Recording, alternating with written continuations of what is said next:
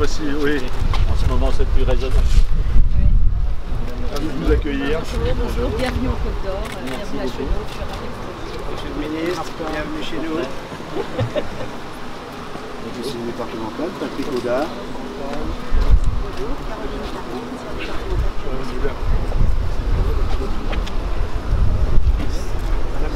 Madame la première vice-présidente du conseil départemental. Bienvenue au Côte d'Or. Merci beaucoup. Madame la conseillère régionale, conseillère communautaire de Dijon. Enchanté. Et conseillère réfléchie. Je n'ai jamais eu autant de monde. D'un coup, non, mais... Voilà, donc, bonjour monsieur le ministre, bonjour monsieur le préfet, bonjour monsieur le maire et bonjour mesdames, messieurs, les élus, les présidents. Voilà, donc, comme je viens de vous dire, voilà, l'équipe de la maison de santé est très honorée de recevoir aujourd'hui le ministre de la Santé dans une maison de santé pluriprofessionnelle. C'est un geste, je pense, fort aujourd'hui, et en particulier donc, à la maison de santé universitaire du soin primaire de Chenôve. Donc, nous sommes une équipe de 8 médecins, 6 infirmières, une infirmière azalée, une infirmière de santé publique, 2 sages-femmes, 2 psychologues, une podologue, une nutritionniste. Nous avons 3 dentistes qui sont des dentistes de la alors c'était plus la mutualité de Vive, la mutualité française. Voilà, Et la présidente voilà. aussi. Oui, la présidente. Voilà. Donc nous avons 3 secrétaires et une coordinatrice. Donc cette maison de santé, elle a une triple valence, soins, enseignement et recherche. C'est la particularité.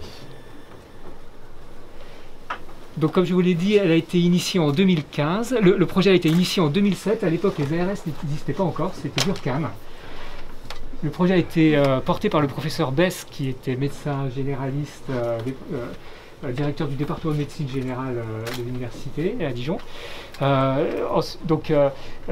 avions eu d'ailleurs en 2010 la visite de Mme Bachelot, ministre de la Santé à l'époque, qui était venue également soutenir ce projet qui a ouvert et qui se porte en 2015. Donc nous avons été aidés grâce à la mairie de Chenôve, le conseil départemental, nous avons eu des fonds de l'Union européenne, parce qu'en fait la particularité de ce projet, nous n'étions pas en zone sous-dotée médicalement, et donc on sortait des critères pour bénéficier des subventions. Voilà. Donc, mais par contre nous sommes en zone prioritaire, et donc voilà, c'est ce qui a permis à ce projet de se développer, d'autant plus qu'il est à proximité de l'université. Qui était important. Donc nous sommes universitaires, donc avec 2 médecins, 2 ex-chefs de clinique universitaire, un médecin maître de conférence associé et un médecin maître de conférence universitaire.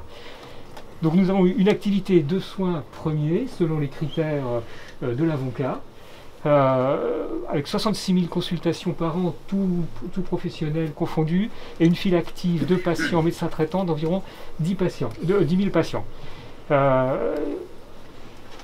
Donc nous assurons la continuité des soins par une large horaire d'ouverture, la journée, hors PDSA, y compris le samedi matin.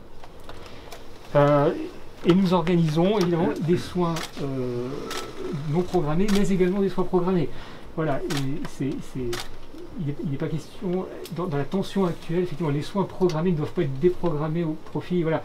Et ça a été tout le travail qu'on a pu faire aussi pendant la pandémie, pendant la période. Voilà. Nous organisons aussi les soins non programmés en collaboration avec la CPTS. Donc nous sommes ici plusieurs adhérents ou administrateurs de la CPTS et nous mettons en place actuellement pour cet été un service de soins non programmés qui fonctionnera en relation avec le SAS.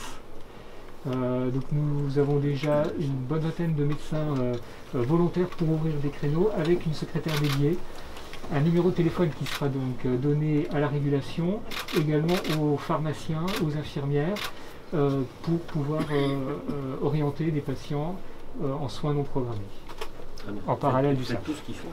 Ouais. Voilà, nous accueillons aussi des patients sans médecin traitant, des nouveaux arrivants, des patients avec des médecins traitants. Voilà, je passe la parole au docteur Zabala. Merci. Donc, cette structure a une volonté forte de travailler collaborativement, nous satisfaisant à tous les critères de l'exercice coordonné, avec un travail pluriprofessionnel, comme vous avez pu le voir par la largeur de l'équipe présente ici, et la mutualisation des compétences de chacun, une forte interprofessionnalité, le travail en équipe avec des équipes pluriprofessionnelles, des réunions de concertation pluriprofessionnelles, et puis nous avons mis en place aussi des protocoles pour des prises en charge coordonnées avec différents corps de métier. Et puis nous organisons aussi des groupes de pairs pour travailler ensemble sur les dossiers parfois complexes de certains patients que nous prenons en charge. Et puis cette maison de santé, elle répond aux exigences du bassin de population et elle répond aux problématiques de santé qui ont été identifiées ici. Donc les deux thématiques principales de notre projet de santé, c'est la prévention, le dépistage, principalement auprès des populations jeunes et des femmes. Et puis un second axe qui va plutôt cibler les personnes âgées et le maintien à domicile de ces personnes âgées sur le long terme. Alors, plusieurs actions de santé ont été menées dans ce projet, des projets d'obésité pédiatrique pour prendre en charge les enfants en situation de surpoids, d'obésité entre 8 et 17 ans, avec un suivi sur 2 ans, conformément aux recommandations de la Haute Autorité de Santé. Et puis un travail collaboratif avec diététiciens, avec psychologues, avec éducateurs en activité physique adaptée, médecins, le réseau RIPOP de prévention de l'obésité, et puis les ARS, la CPAM. Et un second projet de périnatalité avec la prise en charge post-natale du couple parental, non plus seulement des mères mais aussi des pères, avec le projet des 1000 jours. Et puis le dépistage de situations complexes, identification des besoins d'accompagnement spécifiques pour chaque couple, avec une volonté forte de prévention, de promotion de la santé pour ces populations, avec nos sages-femmes qui interviennent, des psychologues, des diététiciens, les gynécologues, les médecins généralistes. Et puis un autre projet qui va permettre aux enfants qui présentent des troubles du spectre autistique de venir en consultation ici, de venir accompagner pour s'approprier les lieux de soins et prendre connaissance des différents actes courants mais qui peuvent poser problème pour ces enfants, notamment les vaccinations, les soins dentaires, les examens médicaux classiques qui sont prônés dans le cadre de ce projet. Et puis des actions de prévention annuelles que nous connaissons mieux, comme Octobre Rose, Mars Bleu, le dépistage des cancers, le mois sans tabac, la sensibilisation aux risques solaires, les ateliers mémoire à la maison des aînés. Je continue. Donc la mobilisation de la maison de santé lors de la pandémie a été évidemment forte. Donc d'abord avec une gestion au sein de la structure, on a réorganisé la structure, éduquer les patients également aux gestes barrières, prise en charge et suivi des patients téléphoniquement pendant en particulier le premier confinement. Hein, donc on a mis en place un suivi des patients qui étaient soit les patients qui étaient atteints de Covid, soit les patients qui avaient des pathologies autres, hein, mais qui avaient besoin de suivi et qui ne pouvaient plus ou n'osaient plus venir consulter. Voilà, les psychologues de la maison de santé ont ouvert aussi des consultations gratuites téléphoniques pour les patients qui avaient des difficultés pendant cette période de confinement. Nous avons également donc copiloté avec la mairie de Chenôve et la CPTS, et puis bien sûr les ARS, le CHU, donc le centre de vaccination de Chenôve dès fin janvier, avec les difficultés que tout le monde a connues d'accélération, de freinage. Donc les professionnels de santé, qu'ils soient médecins, infirmiers, sages-femmes, étaient effecteurs et vaccinés. Nous avons été en responsabilité du centre et notre coordinatrice a été détachée durant de longues semaines pour l'organisation des plannings et des commandes. Voilà. Et puis nous avons collaboré, toujours au titre de la CPTS, au copilotage des autres centres de vaccination sur l'agglomération. Donc nous continuons toujours évidemment les vaccinations au cabinet. Depuis le début, nous faisons des primo-vaccinations, des revaccinations. Nous allons dans les foyers, dans les EHPAD, au domicile des patients. Et puis nous avons une secrétaire qui est dédiée aux commandes, aux gestions des rendez-vous depuis plusieurs mois.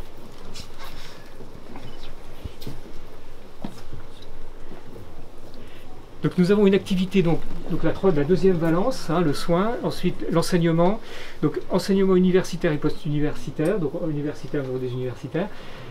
Post-universitaire, nous participons à la mise en place, à l'organisation de congrès, qu'ils soient nationaux ou régionaux. Et puis nous accueillons des étudiants, donc internes et externes en médecine, des étudiants en maïeutique étudiants infirmiers et des stagiaires en secrétariat. Et puis pour vous parler aussi très brièvement des travaux de recherche, troisième valence de toute structure universitaire, la recherche, qui nous répond à des problématiques de soins et que nous aimons mener de manière longitudinale avec nos problématiques rencontrées en pratique courante, avec une thématique principale sur le risque cardiovasculaire et un outil que nous utilisons tous les jours en pratique courante qui est la MAPA. Nous avons participé à un projet régional sur la MAPA, le projet MAPAGE, qui est un projet qui a vu le jour ici et dont la MUSP a été un des investigateurs principaux du projet. L'évaluation du risque cardiovasculaire global des patients avec un projet SCOM, puis des travaux collaboratifs avec le CHU notamment pour l'ECG connecté, avec le projet CardioSecure, et d'autres projets qui voient le jour en réponse à des appels à projets récemment, un projet notamment d'évaluation de la frustration au travail et du profil tensionnel, et le lien entre ces deux variables pour pouvoir agir en amont de l'identification de ces problématiques. Et puis une autre thématique qui nous tient à cœur, c'est la collaboration ville-hôpital. Dans le cadre de mon travail de maître de conférence, je mène une thèse de sciences. Et cette thèse de sciences porte sur l'analyse des parcours de soins ambulatoires en sortie d'hospitalisation et le risque de réhospitalisation précoce des patients âgés. Ces réhospitalisations dans les 30 jours qui suivent la sortie d'hospitalisation qui nous posent question et dont on aimerait connaître les déterminants pour pouvoir agir et mettre en place des interventions en amont, en aval de la sortie d'hospitalisation afin de réduire ces risques. Et ça fait l'objet de mon travail de Master 2 et d'un projet avec la DGOS, un projet national à partir des bases de données du SNIRAM et maintenant du SNDS, sur l'étude REHOSP. Et puis un projet plus VIPA que nous aimerions mener avec la CPTS, avec la DAC 21, sur des interventions avec une infirmière de recherche pour limiter ce risque de réhospitalisation à 30 jours chez les patients âgés. Donc cette recherche pour évaluer aussi les interventions qu'on aimerait mettre en place et puis voir les projets les plus innovants et les plus pertinents à mettre en place sur le territoire. Et d'autres projets régionaux qui nous ont intéressés et que nous avons menés en tant qu'investigateurs sur la confiance et la précarité des patients en collaboration avec les pharmacies d'officine, les dépistages du cancer colorectal avec les infirmières de santé publique, avec la CPAM, et puis la réalisation de cercles qualité avec les médecins, les pharmaciens. Et nous avons mis en place aussi un protocole pour la déclaration des effets indésirables des médicaments avec le service régional de pharmacovigilance. Je te laisse terminer.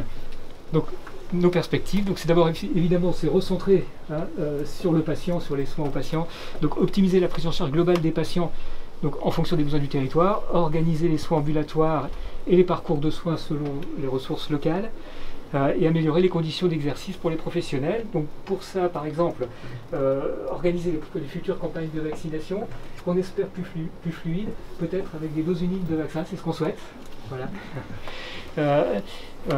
Essayer de raccourcir également les délais de demande d'examen complémentaire, de second recours, et peut-être aussi faciliter les hospitalisations directes. Voilà. Et puis bien entendu, pour mettre en place tout ça, l'intérêt, c'est d'augmenter les effecteurs et de rendre du temps médical aux médecins. Donc, la place des assistants médicaux à développer, à réfléchir. Et puis aussi la formation en amont, bien entendu. Développer les terrains de stage, valoriser la maîtrise de stage pour les médecins généralistes et développer ces terrains de stage pour accueillir, former davantage de jeunes sur le territoire et pour qu'ils puissent s'imprégner du territoire et s'investir sur ce territoire à long terme. Et puis sur le volet recherche, bien entendu, l'évaluation des parcours de soins ambulatoires nous paraît très importante, avec ce lien, avec cette coordination ville-hôpital. Et on aimerait pouvoir mener davantage, et il faudrait, je pense, mener des études actions sur le terrain pour mieux évaluer ce qui se passe et mettre en place des interventions qui soient innovantes, efficientes, et donc qu'on ait pu évaluer. D'où la difficulté à l'heure actuelle et l'intérêt de valoriser aussi la recherche en soins premiers, qui, comme pour d'autres spécialités, rencontre certaines limites que vous connaissez. Merci pour votre attention. Bravo, franchement, bravo. Très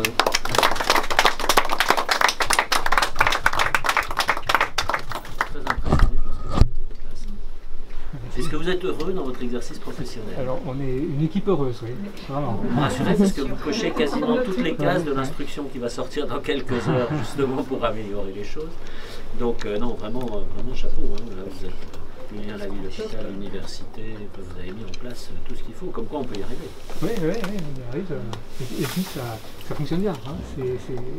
Et puis les travaux de recherche derrière, bon, ça c'est remarquable. Si ça avance pas assez, dites-le moi. Alors j'ai plein de pistes de réflexion, je vais soumettre à votre sagacité. D'accord.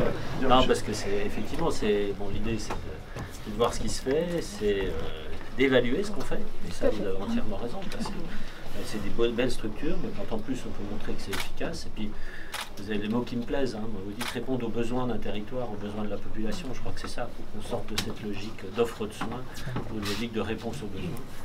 Et franchement, vous êtes complètement dedans. Merci. Bravo encore, hein. Vraiment félicitations. Moi j'avais une question par rapport au lieu de stage, parce que je sais que c'est parfois le nerf de la guerre. En plus ici on est bien situé. Je voulais savoir à peu près combien de stagiaires vous accueillez par an et dans quel domaine essentiellement? Parce que ça c'est important, souvent on est alpagué par rapport à un manque de lieux de stage. Alors, en ce qui concerne les étudiants en médecine, je peux vous répondre parce que au département de médecine générale, je suis entre autres responsable des réseaux de stage, voilà, pour les externes et les internes. Donc on est en manque de réseaux de stage. On est en manque de recrutement. De maîtres de stage. Hein, donc compliqué. Voilà, sur toute la région. Sur toute la région. Chaque tirage de stage est une nouvelle angoisse de savoir comment on va faire pour répondre à tous les étudiants. Et on sait qu'on arrive à la limite. Hein. Et qu'est-ce qui bloque alors? Parce que si vous êtes à la fac, vous avez quand même quelques leviers pour... Alors, ce qui bloque, c'est effectivement, je pense que les médecins généralistes qui travaillent dans leur cabinet n'ont pas tous envie d'avoir un étudiant avec eux. Je pense que quand on a les jeunes, on cette appétence parce qu'ils ont travaillé avec les médecins. Mais quand on a travaillé pendant 10-15 ans seul, peut-être qu'avoir un regard extérieur, c'est angoissant. La peur aussi dans un quotidien qui est surmené, où on n'a pas une minute à soi, d'être retardé par l'étudiant. Voilà, et puis peut-être aussi un parcours un petit peu complexe, administratif pour devenir maître de stage. C'est là que je voulais vous voilà. Voilà, qui est aussi bloquant. Hein. Et puis il y a aussi une mauvaise image. On a eu très longtemps des soucis de règlement, de rémunération des maîtres de stage. Voilà. D'accord. Bon. Pas des trucs insurmontables. Non, mais c'est très difficile. On essaye d'organiser. Ce qui marche le mieux, c'est le bouche à oreille, de collègue à collègue. Hein. Mais on arrive quand même des fois à une limite. Quoi, hein. Vous avez d'autres structures de ce type autour de vous? Vous avez vraiment... Alors, universitaires, nous sommes les seuls. Voilà. Il y a d'autres maisons de santé. À Pouillon-en-Auxois, la directrice du département de médecine générale est aussi directrice d'une maison de santé rurale à Pouillon-en-Auxois. Il y en a une nouvelle bientôt à Torrey-en-Plaine, sur ma surcoût. J'espère que vous viendrez l'inaugurer. D'ailleurs, à Torrey, on devrait au mois de septembre arriver à 23 professionnels. Sur la région, il y en a plus de 140. Si vous permettez, la maison universitaire de santé et de soins premiers, elle correspond aussi à un manque. Vous avez parlé de répondre aux besoins du territoire. Nous avions jusqu'à une période assez récente une clinique, alors qui était une clinique privée, et qui avait une patientèle d'environ 45 000 patients sur tout le sud dijonnais, et 60 000 patients. Et donc cette clinique ayant fermé, on est en quartier politique de la ville.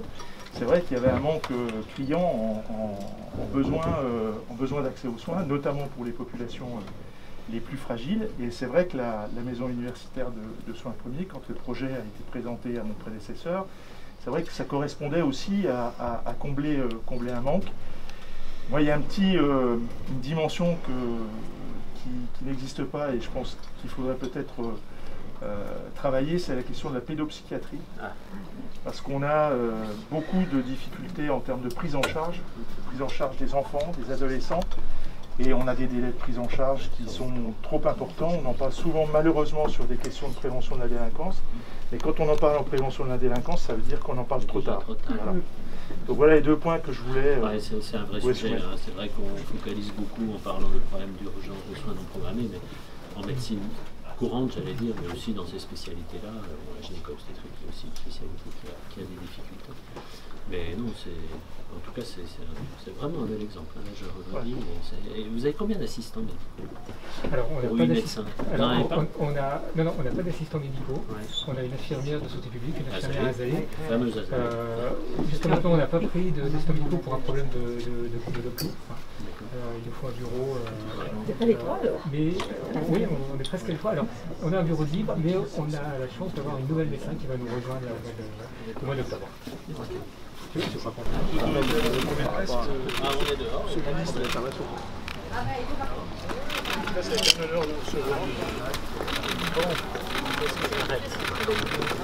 Ici, ça vous va? Bon, écoutez, bonjour à tous. Je suis vraiment ravi d'être venu ici à Chenôme, puisque l'intérêt, le principal intérêt et les principales solutions, on va les trouver au niveau des territoires. Et on voit bien ici un très bel exemple de ce qui est dans les recommandations que nous avons fait récemment, qui vont se traduire dans les heures qui viennent par une instruction aux ARS. Cette complémentarité entre les professionnels de santé, cette complémentarité entre la ville et l'hôpital, cette complémentarité avec l'université, avec le même but qui est de répondre aux besoins de santé de la population. En ça, votre exemple ici est vraiment remarquable. Les mesures qui vont être proposées, là, vraiment, je le dis, dans les heures qui viennent, vont permettre que ce type d'exemple puisse s'exporter facilement sur l'ensemble du territoire national. Ça fait partie des solutions que je veux mettre en place. Ça fait partie des solutions qui répondent vraiment aux besoins de santé d'un territoire et d'une population. Quels sont les atouts de ces structures? Les atouts de ces structures, on les voit, c'est l'exercice pluriprofessionnel, plusieurs professionnels de santé entre eux, qui travaillent entre eux, qui travaillent en totale complémentarité. L'avantage, c'est qu'elle est implantée dans un territoire qui en avait besoin, ce que nous expliquait Monsieur le maire. Donc ça répond aux besoins de santé de la population. Et puis vous voyez, vous avez des jeunes professionnels dynamiques, une jeune interne qui n'a qu'une envie, c'est de revenir ici. Monsieur le ministre, vous avez répété ce matin qu'il n'y avait pas d'obligation, vous n'êtes pas en faveur de l'obligation du port du masque dans les transports. Est-ce qu'il y a un seuil déclencheur à partir duquel ça serait obligatoire? Selon vous, on est à 200 000 cas par exemple par jour? Dès qu'on est les uns sur les autres, c'est pour ça que je ne vais pas rester longtemps avec vous là maintenant, parce qu'on est un peu trop les uns sur les autres et je vais y aller. Mais dès qu'on est dans un endroit confiné avec beaucoup de personnes. Monsieur le ministre, merci. Merci beaucoup, il faut le dire.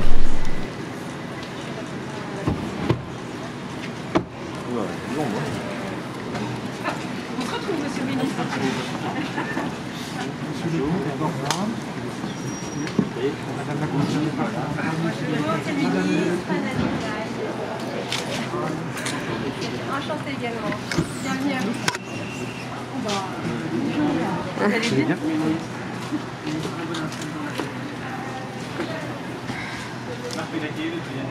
Volontiers, en fait, c'est un... Donc, en fait, ce panneau permet de représenter un peu le CHU. Nous sommes ici, au milieu, là. Et vous avez les différentes opérations financées grâce au Ségur. Alors, en partant de Réadaptif, c'est un projet magnifique, vraiment magnifique, avec un soutien à métropole, région, et puis donc Ségur, et ça y est, on vient de choisir, c'est lui qui construira le projet. C'est vraiment un très très joli projet, complètement transformant sur les soins de rééducation. La réhabilitation de l'hôpital d'enfants, qui va se dérouler sur plusieurs années. On a une grosse activité de recours évidemment, mais une grosse activité d'urgence pédiatrique également, d'adopsychiatrie qui est un sujet spécifique. Voilà. Donc le bâtiment, dans notre acronyme, on changera BCN Bocage Centrale Nord-Est Urgence, ce qui nous permettra avec le professeur et son équipe de repenser notre service d'urgence, le plan blanc, la connexion avec les urgences pédiatriques. Et puis au-dessus, on va pouvoir encore conforter notre offre pour les urgences neurovasculaires. On a depuis des années historiquement une irrigation là aussi régionale pour la prise en charge des urgences neurovasculaires avec la téléimagerie. Et puis un plateau d'interventionnels et un projet article 51 pour le suivi des patients en post-AVC, post-infarctus du myocarde, qui est co-travaillé, DIVA, qui est co-travaillé avec les infirmières libérales, avec les médecins libéraux. Et on ne peut pas te donner les résultats encore, mais, parce qu'il y a 2 bras d'évaluation, mais bref, on sait que ça fonctionne vraiment très très bien. Et en termes de prévention secondaire, sont vraiment des sujets extrêmement intéressants pour éviter, puisqu'on suit les taux de réhospitalisation. Et donc c'est vraiment très important. salles multimodales. On a 33 salles d'opération au CHU et donc on renforce là l'équipement en imagerie avec de très jolis projets pour à la fois l'interventionnel mais aussi l'activité spécialisée de neurochirurgie, cardiologie interventionnelle. Redon Nord, c'est une extension de ce bâtiment pour augmenter le nombre de lits d'hospitalisation. On a un capacitaire qui est très très étroit au CHU, une durée moyenne de séjour très basse, et donc on est en tension sur... et on a créé des lits, comme quoi... et puis un projet qui nous tient à cœur, on a mobilisé le Ségur également pour pouvoir travailler sur le développement durable. Et donc, on mobilise 10 millions d'euros pour la rénovation énergétique des façades. Et je vous le dirai, dans les éléments de prime d'engagement collectif que nous avons négocié dans le cadre des accords Ségur, on a fléché une enveloppe spécifique pour le développement durable, de manière à pouvoir, là aussi, avoir un effet levier du Ségur pour répondre à un enjeu climatique qui nous importe vraiment fortement. Et puis une rénovation de l'EHPAD également, puisque nous avons un secteur médico-social important. Et donc on pousse avec monsieur le directeur général de l'Agence régionale de santé et le conseil départemental pour pouvoir rénover les dernières unités d'EHPAD qui n'avaient pas bénéficié de... Madame la Présidente, Mesdames, Messieurs les députés, chacun d'entre vous en vos grades et qualités, bienvenue vraiment dans notre établissement.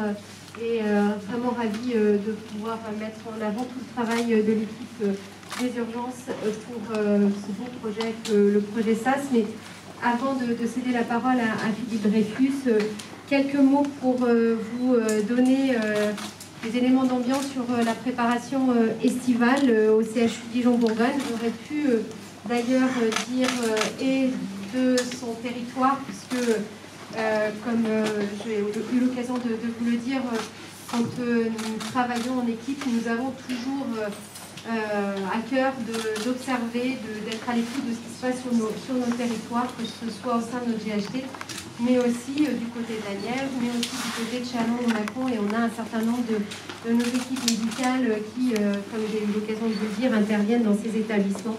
Et donc en lien avec l'Agence régionale de santé, vraiment un travail de repérage de toutes les tensions qui peuvent et de préparation, d'anticipation. Alors, le contexte RH, vous le connaissez par cœur. Je dirais que Dijon n'échappe pas beaucoup finalement à ce que l'on observe au niveau national. Le seul point qu'on peut signaler, c'est qu'aujourd'hui, nous n'avons jusqu'à ce jour pas de lit fermé, ce qui est presque un miracle. Mais pour autant, des tensions que l'on voit de près sur le recrutement, avec cette année, une année particulière du fait des conditions d'entrée à Parcoursup il y a 3 ans, et malheureusement une équation qui ne se présente pas très bien, puisque 30% des étudiants ont abandonné Parcoursup et le campus paramédical, et donc nous avons moins de diplômés. Et même si le CHU est attractif, avec à ce jour quasiment 90 recrutements infirmiers, donc un nombre tout de même important, malgré tout des recrutements échelonnés sur l'été qui ne nous permettent pas finalement d'assurer les besoins que nous avons estimés. Un absentéisme de courte durée. Alors, l'absentéisme avait bien diminué ces dernières semaines, et puis là, la reprise épidémique Covid vient évidemment remettre un point de tension. Et sur les secteurs que nous voulions souligner en tension, bien sûr, infirmiers de bloc opératoire, c'est vraiment un point de préoccupation pour nous. Donc on a un projet d'école Dibonne, mais vraiment on a un plan d'attractivité depuis 1 an qui est à l'œuvre avec les professionnels concernés pour pouvoir répondre à leurs attentes et puis veiller à retrouver du monde, mais ça progresse tout doucement et malheureusement il y a un impact sur l'ouverture des salles de bloc. La gériatrie, un secteur particulièrement, on va dire, en tension sur son recrutement, en particulier sur les postes de nuit, et là aussi sur le court séjour, le soin de suite ou l'EHPAD. Et puis, j'ai tenu à le signaler, les difficultés de recrutement de l'encadrement infirmier, parce que tout l'hôpital, évidemment, fonctionne aussi parce qu'on a un encadrement qui est fortement mobilisé, mais c'est un métier difficile et nous avons des difficultés de recrutement. Alors, malgré ce contexte, les grands principes que nous avons retenus pour préparer cet été, c'est préserver les congés des professionnels, et on l'a annoncé très tôt parce que 2 ans de crise Covid qui a fortement impacté notre CHU, il faut pouvoir donner un peu d'air aux professionnels et nous y tenions.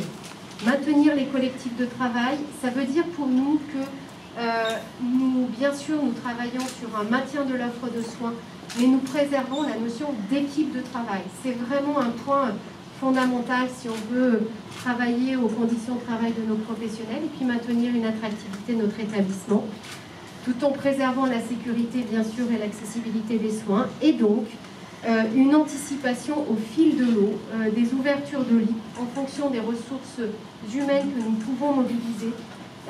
Et donc nous allons être amenés à fermer des lits à partir de cette semaine. La période la plus complexe pour nous, c'est la 2e quinzaine de juillet, 1re semaine d'août, donc un suivi qui sera évidemment très étroit sur cette période-là. Alors, pour répondre à ces points de tension que nous pressentons, eh bien, il y a un certain nombre de leviers qui sont mobilisés.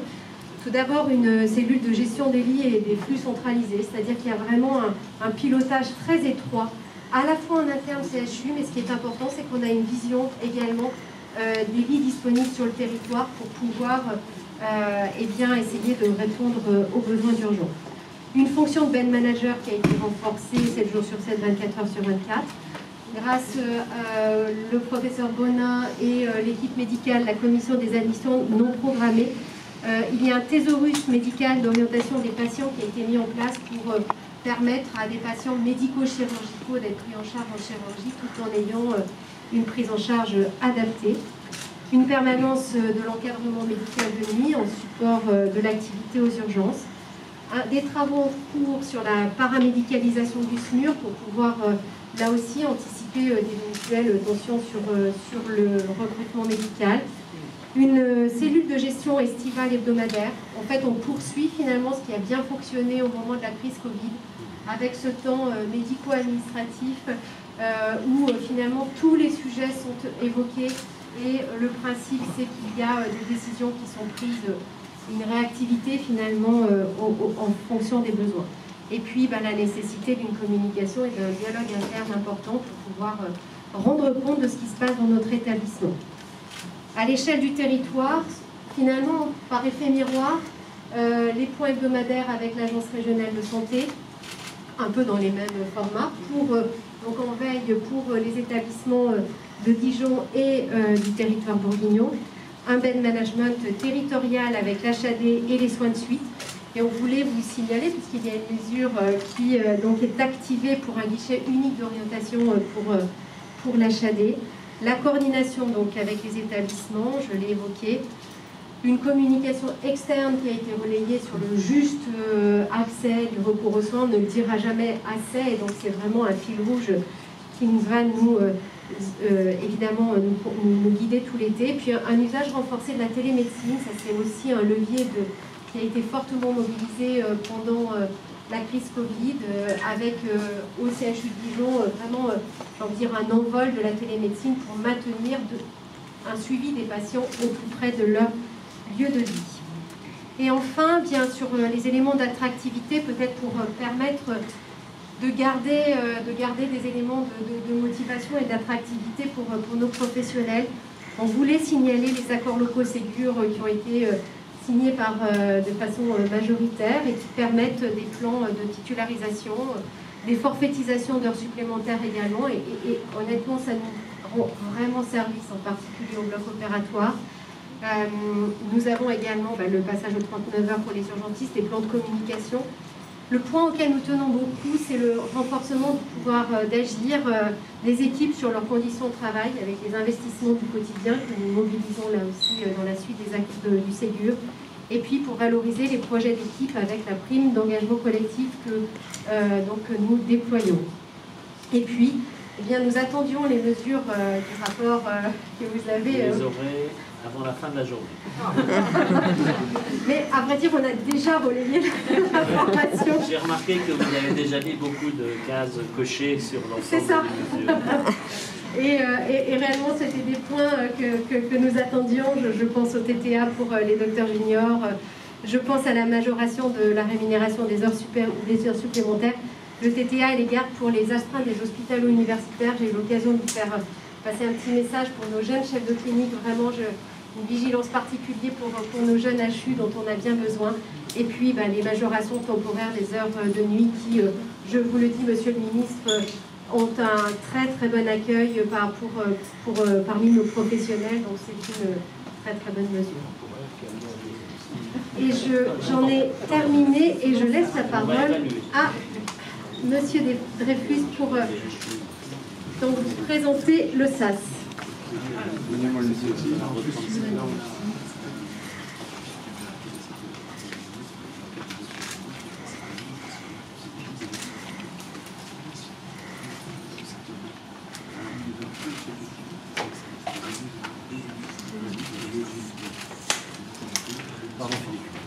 Pas de souci.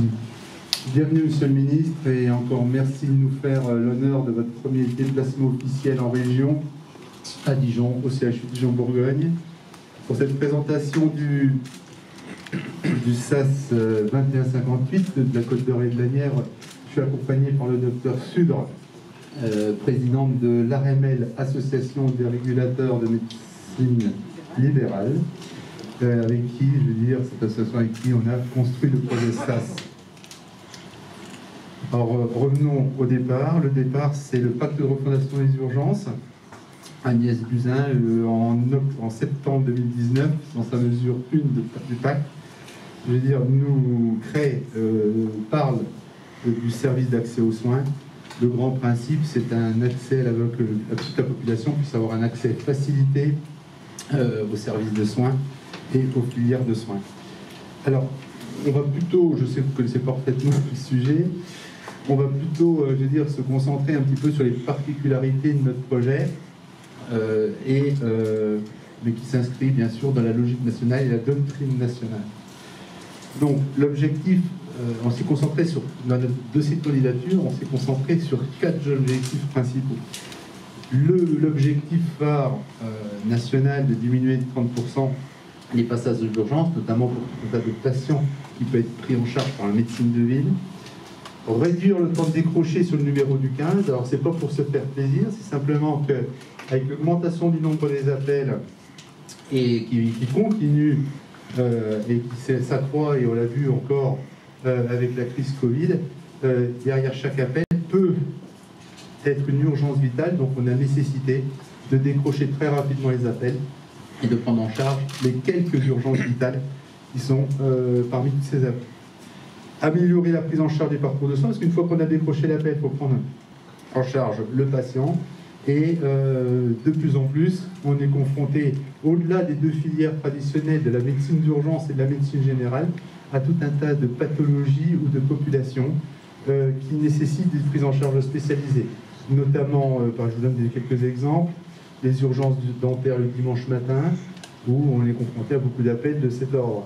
Tous les problèmes sociaux qu'on rencontre, et donc on est en train de créer, on verra tout à l'heure, une filière pour leur prise en charge. Au niveau de la psychiatrie, au niveau de la gériatrie, qui est vraiment un problème important et qui le sera sûrement de plus en plus. Et notre 4e point, on s'est concentré, c'est sur l'orientation des patients. Parce que c'est bien de pouvoir éviter des passages aux urgences, mais faut-il pouvoir les orienter vers la médecine de ville.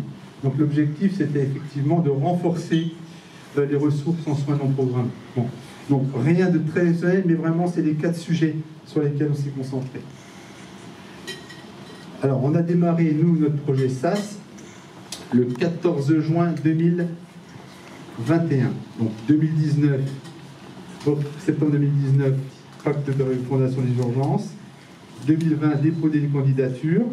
Les candidatures menées en co-construction avec la médecine de ville, notamment l'association des médecins libéraux. On a essayé d'élargir cette co-construction à l'ensemble des partenaires.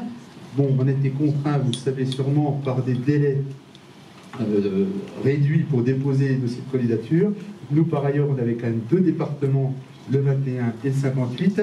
On a essayé d'embarquer l'ensemble des professionnels, notamment libéraux. Ça n'a pas été toujours simple, mais globalement, on est arrivé quand même à quelque chose d'assez consensuel et on a été retenu au niveau national avec 21 autres sites. Alors, on a pu démarrer le 14 juin 2021. On n'a pas démarré sans avoir beaucoup travaillé en amont, avec un recrutement d'ARM. ARM, c'est des assistants de régulation médicale. C'est eux qui décrochent et qui traitent les appels dans un premier temps, avant de les transmettre aux médecins régulateurs. On verra tout ça en salle de régulation. Donc 13,5 ETP. On a bénéficié d'un cadre de santé à plein temps pour le CRA et le SAS, d'un demi-poste de médecin hospitalier et la pérennisation de la régulation libérale H24. Auparavant, c'était surtout la nuit et les week-ends, Catherine. Et avec le Covid, ça a été H24 et ça a pu être pérennisé dans le cadre du SAS. On a amélioré, comme on était plus nombreux, il fallait que les postes de travail soient améliorés, les conditions de travail, avec notamment une insonorisation, vous verrez ça lors de la visite de la salle de régulation. J'en profite pour parler du centre de formation des armes, qui va ouvrir en septembre 2022, avec un partenariat avec Chalon-sur-Saône et Auxonne, qui vont permettre... Auxerre, excusez-moi. Chalon-sur-Saône et Auxerre. Et c'est pas, oui, c'est pareil. Et qui va nous permettre de former des armes, parce qu'il y a vraiment un besoin de formation et un besoin de recrutement en armes, parce que les appels sont en très nette augmentation. Un petit mot quand même sur les systèmes d'information. Oui, parce que de nos jours, on reçoit quasiment 400 000 appels par an, on est obligé, d'avoir un système d'information, solide. Hein. Et puis quand on veut avoir des dispositifs pour avoir recours à la médecine de ville, il faut aussi avoir des dispositifs, notamment le dispositif de la plateforme numérique SAS nationale. Alors, on a quelques difficultés, bon, ça c'est en train de se rôder, on a quelques difficultés pour se connecter, parce qu'on a plein de bonne volonté, on a des cartes CPS, des cartes, tout ce qu'il faut, mais on a quelques difficultés encore pour se connecter sur cette plateforme. Et les offres qui nous sont faites dessus, les médecins généralistes, s'inscrivent sur cette plateforme pour pouvoir faire à notre demande des consultations ou des visites. L'offre n'est encore pas tout à fait au rendez-vous. Alors, on traite les appels de médecine générale, on traite aussi les appels de médecine d'urgence. Donc du coup, on a renforcé aussi toute la partie de système d'information concernant la médecine d'urgence, en équipant les SMUR d'un dispositif de navigation, de transmission des statuts qui s'appelle SysPocket. On a fait un système de dématérialisation des clients qui s'appelle Nomadic. Un petit mot là-dessus quand même pour dire qu'on a un travail de partenariat avec les SDIS 21, le SDIS 58 là-dessus, c'est-à-dire les associations d'ambulanciers privés du 21 et du 58, pour avoir le même dispositif de bilan dématérialisé. C'est pour vous dire qu'on travaille en bon concert avec nos partenaires. L'outil de géolocalisation, c'est essentiel pour nous de pouvoir géolocaliser les patients. Et donc on dispose d'être le premier site, alors sous le logiciel Centaure en France, à disposer de l'AML. Qu'est-ce que c'est que l'AML? C'est la possibilité de, quand vous appelez le 15, de localiser votre portable au quelques mètres près, ce qui quand même veut dire quelque chose de très important dans le cadre de nos actions. Bon, on a renforcé la téléphonie, on a augmenté les lignes, on a sécurisé avec l'opérateur téléphonique national et on a renforcé la téléphonie. Sécurisation des infrastructures du centre 15, évolution des postes informatiques pour être périmés au bout du jour, tout ça pour pouvoir démarrer le 14 juin 2021 dans de bonnes conditions. On ne s'est pas arrêté, on n'a pas fait simplement que de démarrer. On a continué de mettre en place des régulations spécialisées, notamment pour la prise en charge des problèmes médico-sociaux dans le cadre du projet EROS, écoute, régulation, orientation sociale, ça fait souvent sourire. Hein, voilà, c'était court, Et voilà, ce qui nous permet de prendre en charge tous les problèmes sociaux que l'on signale à cette cellule. Hein, ça nous évite notamment, ça nous permet la prise en charge des patients qui nous rappellent fréquemment, notamment. On a travaillé aussi avec, dans le cadre de la prévention du suicide, avec l'équipe de Dijon, dans le cadre de Vigilant et du 3114, qui est le numéro national de prévention du suicide, qui est réceptionné à Dijon pour la Bourgogne-Franche-Comté du moins un jour sur deux. À noter que l'on a renforcé également l'offre en transport sanitaire H24 de 30%, qui a été mis en place depuis le 1er juin 2022. Je crois que le directeur général de l'ARS est un du premier département en France. Oui, on confirme. D'accord, donc on est les premiers en France à avoir mis en place la réforme du PH. J'accélère. Discrète. Et puis nouvelle régulation à venir, régulation dentaire, et on travaille avec les gériatres sur une autre aide gériatrique. Alors, rapidement, nombre d'appels en France, ça c'est les chiffres de 2021, quelques chiffres. On a reçu en 2021 394 520 appels, c'est-à-dire environ 8% de plus qu'en 2019. Je compare 2019 parce que c'est l'année avant Covid. Alors qu'est-ce que c'est que ça? QS30, QS60. QS30, c'est les nombres de la proportion d'appels décrochés dans les 30 secondes. En 2021, on décrochait 83% des appels en 30 secondes. Et dans la minute, on décroche 94,1% des appels dans la minute, ce qui est quand même correct dans le contexte actuel, notamment avec l'augmentation du nombre d'appels. Les dossiers de régulation, alors qu'est-ce qu'on note? Par rapport entre 2019 et 2021, on a une stabilisation des régulations hospitalières, c'est-à-dire les dossiers les plus graves confiés. Globalement, on a autant de dossiers qu'avant concernant tout ce qui est grave, la médecine d'urgence. Par contre, on a une augmentation très sensible des régulations des dossiers de médecine libérale, ce qui est assez logique dans le cadre du SAS, et notamment aussi avec la régulation qui se fait maintenant à H24 aujourd'hui. Alors là, on a un petit sujet de satisfaction. Ça a sauté. Ça a sauté. Voilà. Un petit sujet de satisfaction, c'est pour dire que ça, c'est avant SAS, c'est le premier semestre, c'est le semestre 2021 avant SAS, et après SAS.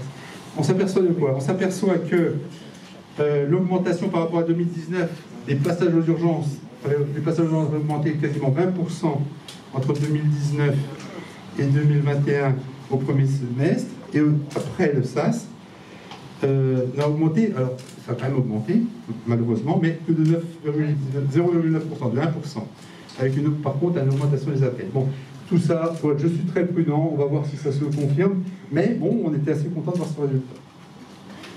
Alors là, rapidement, c'est le bilan téléphonique qu'on reçoit quotidiennement sur nos adresses mail, aussi bien la direction que les permanenciers, et qui montre que, je veux dire, globalement, on a un suivi de notre activité avec, en ce moment, 97% des appels qui sont décrochés dans la minute au niveau du numéro 15. Alors, le bilan, les grandes réussites. Oui, on décroche vite. Et en ce moment, parce que les chiffres que je vous montre là, c'est en ce moment, on a plus 35% d'activité supplémentaire par rapport à la normale. Dans le contexte actuel, on a un décroché rapide.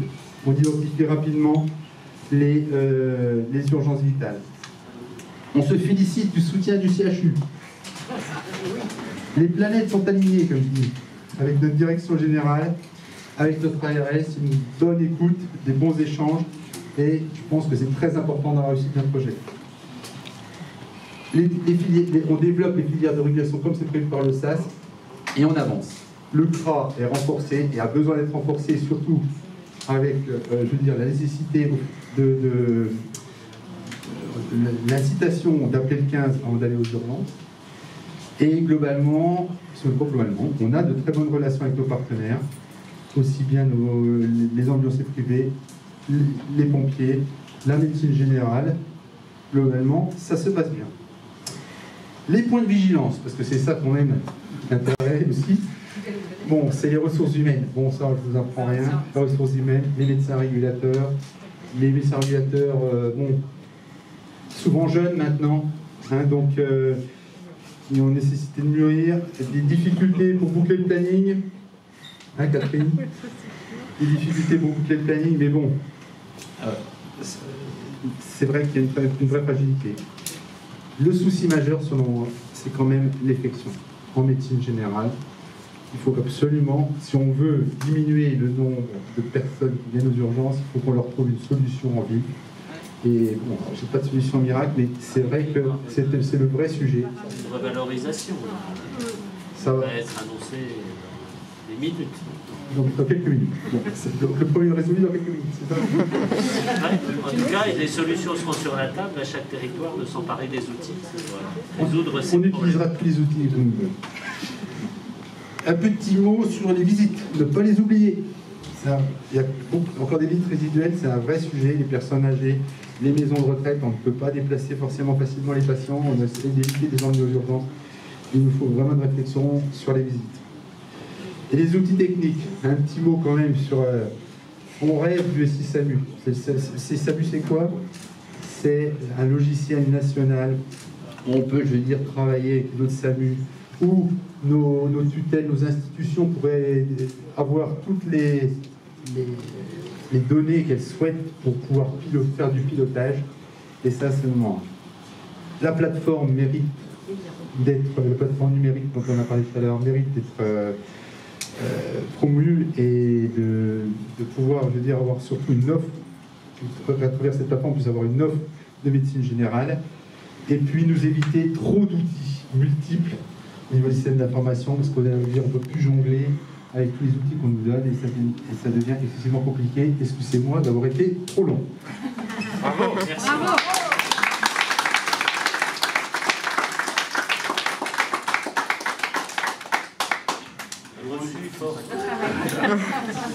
Il est très fort et j'en profite pour remercier parce qu'il y a un engagement extrême des équipes et en particulier des deux personnes, du Dr Sudre et de Philippe Dreyfus. Donc mille merci à vous, c'est l'occasion de le dire.